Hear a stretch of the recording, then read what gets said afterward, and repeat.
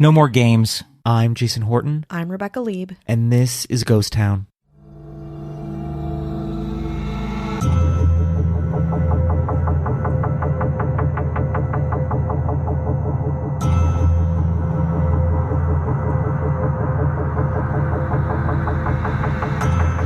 When you think of McDonald's, many nostalgic images and sensory experiences might emerge. A Happy Meal, the Hamburglar, the smell of a large fry, the crispness of a chicken nugget. But if you grew up in the 70s, 80s, and 90s, which I suspect many of you did, something else might come to mind. The brightly colored space with the slides, a ball pit, and tunnels to move through. A plasticine paradise fit for a kid. This was the McDonald's Play Place, whose glorious rise and fall would be forever tied to the McDonald's experience. Let's talk about the Play Place, where it came from, what it was, and eventually, where it went. Playgrounds really emerged in the 19th century around U.S. urban areas as a way for kids to, quote, get off the streets. And they weren't just for kids. In the 1910s, outdoor playgrounds would be a place for adults to work out and socialize too. But once the 1970s rolled around, parents were growing increasingly more cautious about, letting their kids hang out with a bunch of jacked adults. This all led to a rise in indoor play spaces that were perceived of as more safe. Quote, in the 1970s, we became really risk-averse, says play historian Susan Solomon. After World War II, there was a tremendous interest in unique, architect-designed playgrounds, but things changed when people became concerned about abduction. It was around this time that play was moved indoors, where it's safer, quote, at least psychologically, Solomon adds. Enter the ball pit.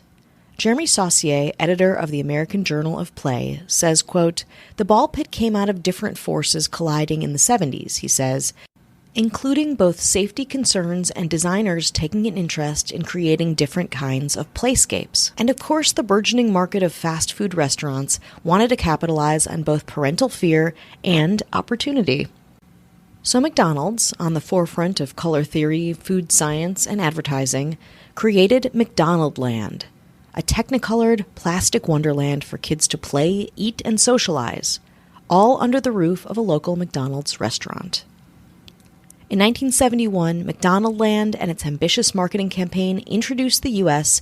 to a fast food-themed world populated by Ronald and his pals, followed by the first Happy Meals. Yes, the Happy Meal was created to kind of support and punctuate McDonaldland and this whole initiative to get kids not just eating in the restaurants, but playing there, existing there. McDonald's tested an early version of McDonaldland, which was rebranded to Playland and later rebranded to Play Place, at the Illinois State Fair in 1972. According to an article in MASH by Felix Baer about the Play Place, the Hollywood set designer Setmakers Incorporated put together a 4,800 square foot space where children could climb, slide, and swing among their favorite McDonaldland characters.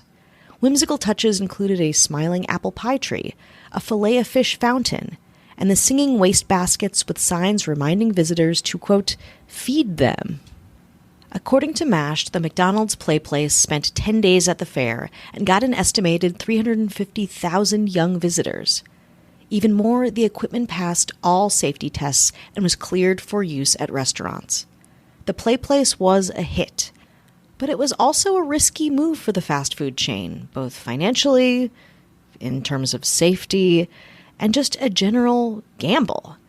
Not only that, McDonald's would take another risk soon after, with the widespread sale, like I said, of the Happy Meal, a small, scaled-back meal for kids, its own style and its own design container. McDonald's really put itself out there as a place, again, for kids to play, to eat, to exist, to have fun, a home away from home. A risk, a gamble, but one that absolutely paid off. The implementation for the Play Place was opened to franchisees in 1972, and the playground quickly spread to McDonald's all over the country, the first one opening in Chula Vista, California. I know I've spoiled this for you, but the Chula Vista Play Place was a massive success. It was roughly twice the size of the pilot park in Illinois, and it increased the location's business by more than 60% in the months following its opening. At the dawn of the, quote, stranger danger era, kids and parents alike loved this magical space. And over the next several decades, play places popped up across the country, becoming a really integral part of the brand. What you remember is probably correct. The play places all looked pretty similar to the prototype and each other, a cast of familiar McDonald's characters blended with interactive enclosed spaces. Think Hamburglar as a 10-foot-tall swing set, or a hollow jungle gym in the shape of Officer Big Mac.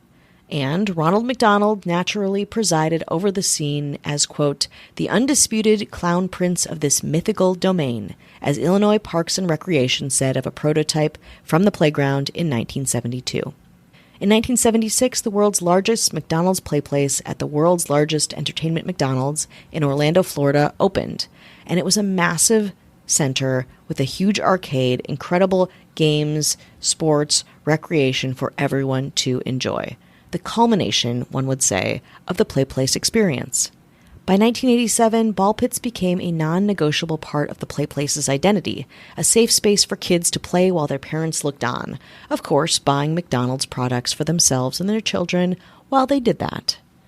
But despite its massive success, even since its inception, playplaces weren't exactly living up to their own hype.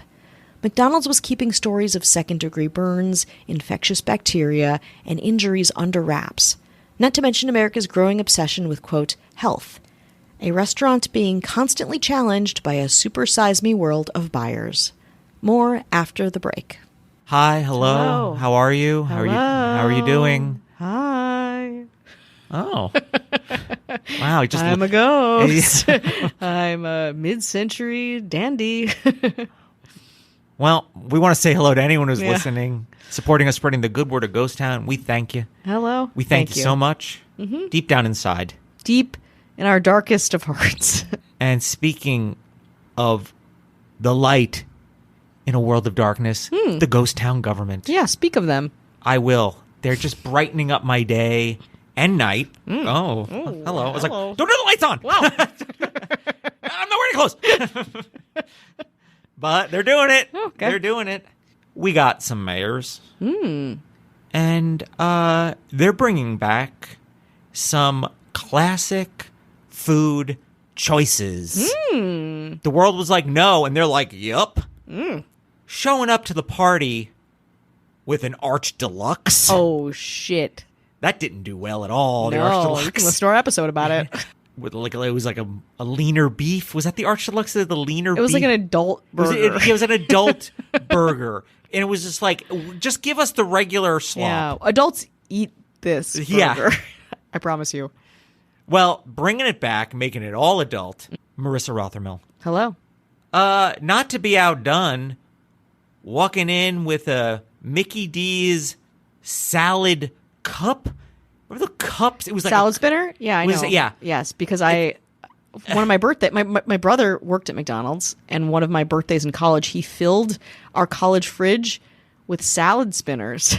It's just a cup that you'd put a milkshake in or like a sundae, and it's just filled with like old leaves, old lettuce, and maybe a couple of carrots. Yeah, cherry and then tomato. Just shake it up. Who are you fooling?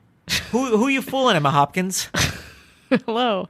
Impressing the hell out of me, and I mentioned this once before, with the Burger King Burger Buddies, where they're two little sliders that are connected. Oh. I loved the Burger Buddies. I needed a friend so bad.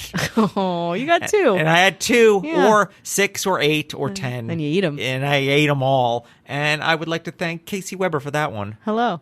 A hot pizza pie from McDonald's. The McPizza? When McDonald's had pizza? That was very Borat-y as well. Yeah.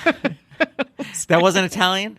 I used to work at a pizza place. I used to make sauce. Yeah, well, you've lost it. Manja. You know what I mean? Manja. Yeah. Okay.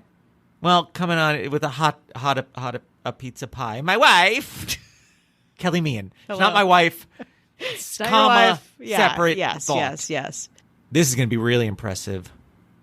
The whole Wendy's salad bar. The whole old school Wendy's salad bar with like, it's like the sunroom. Yeah, the atrium. The atrium. Yep. That whole, it had like Vines some chili. going up. It was a hot ass mess. It was slop central. Well, guess what? We're impressed Matthew Clemens Leray. Hello. It's about to get dark.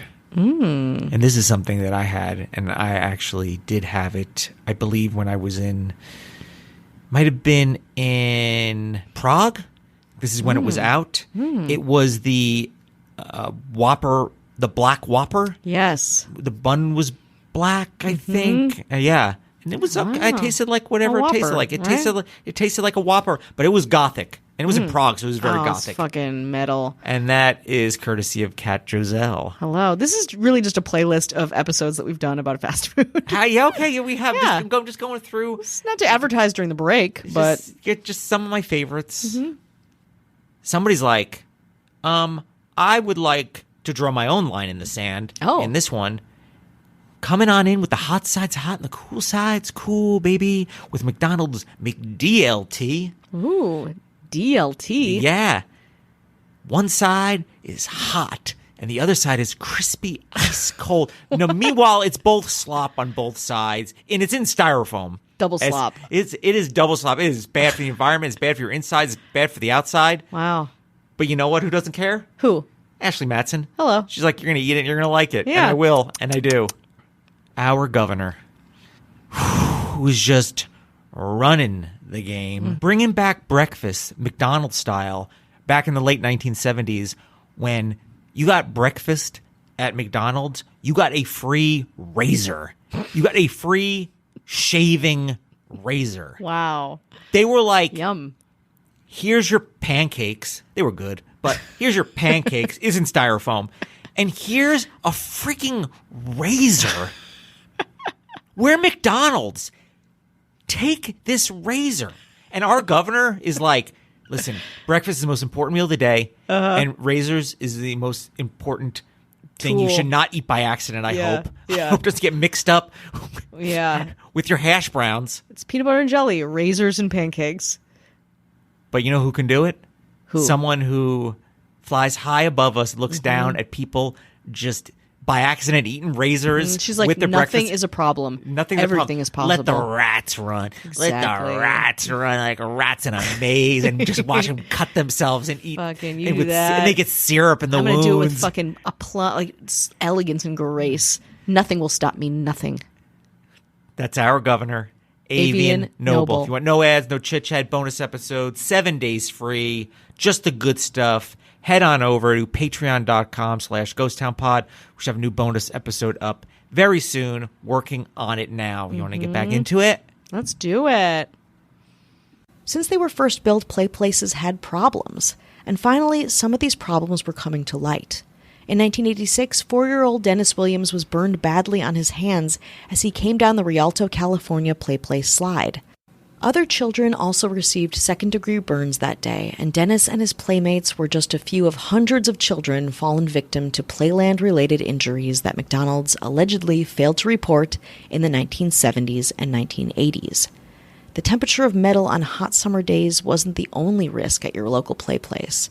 Families reported concussions, broken bones, skull fractures, with most injuries happening within the jail-like Big Mac Climber jungle gym. After the commission accused McDonald's of not reporting injuries on its tug-and-turn merry-go-round, in 1995, McDonald's promised to notify the agency of other equipment defects and pledged $5 million to a safety campaign. After that, the company reportedly and quietly updated its play areas with padded plastic equipment. But while the last of the Big Mac climbers were removed in 1997, claims about the Big Mac Climber Jungle Gym kept on coming, and in 1999, the fast food chain was given a $4 million fine for failing to report hundreds of children's injuries playing on it. In the 21st century, Americans began to have less of an idyllic outlook of McDonald's, with obesity being a major topic of conversation, and in 2004, lest we forget, the hit documentary Super Size Me impacted McDonald's with a major financial and branding hit. But the play place was still an issue in how disgusting McDonald's could potentially be and how dangerous. In 2011, a development professor from Arizona swabbed bacteria samples from dozens of fast food playgrounds and had them tested. Lab results showed a concerningly high count and range of harmful pathogens, including coliform and staph bacteria. The New York Times interviewed a microbiologist who reviewed the survey, who said that the results indicated that, quote, these places are not cleaned properly or not cleaned at all.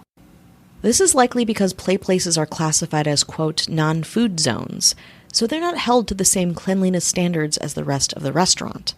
Inspections in these areas were rare, trash and other debris left unnoticed. And no, this is not an urban legend when I tell you this. Hypodermic needles have been found in McDonald's play areas. Not hyperbolic, not an urban legend. That is true, reported on, and found in my research. Concerning, to say the least. But urban legends did abound, aided by the advent and speedy informational dissemination of the internet. Horror stories, some false, some true, circulated about things children and parents had encountered in the play places and ball pits. Dirty diapers, vomit, rotten food, and the like. A story of a 3-year-old dying of an accidental heroin overdose after being pricked by a needle in the ball pit, though, is and was completely false. One mom named Erin Carr Jordan embarked on a crusade to hold McDonald's and other fast food franchisees accountable for calling these spaces safe and kid-friendly. Her research found, shockingly, or maybe to you not so shockingly, that 49 out of the 50 fast food playgrounds she visited tested positive for some kind of potentially dangerous bacteria. McDonald's quietly began phasing out the play place in the early 2000s, updating its whole image to be safer, healthier, and more hygienic. Or at least, they tried. Play places removed the controversial spider climbers, also known from people on the internet as the, quote, swinging pendulums of death. Ronald McDonald's were retired from commercials back in 2016. And even the Happy Meal got a modern and health-conscious update, with healthier sides and scaled-down portions. But in 2020, the play areas that did remain, which were few, closed due to the COVID-19 pandemic. Many, of course, never reopened. But also, of course, we all love fast food, and with the waning love for the play place, McDonald's had to make room for more people, quite simply to eat. Over the past decade, fast food consumption has increased by 20%, and it continues to rise every year. MASH reports that in order to keep up with consumer demands, restaurants like McDonald's had to streamline services and modernize, implementing things like ordering screens, more drive-through lanes, and expanding technology for easier interaction with the restaurant.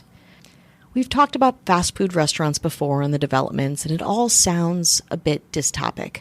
But I think we can all agree it's maybe a new kind of play place, one with, let's hope, far less danger, or at least far less bacteria.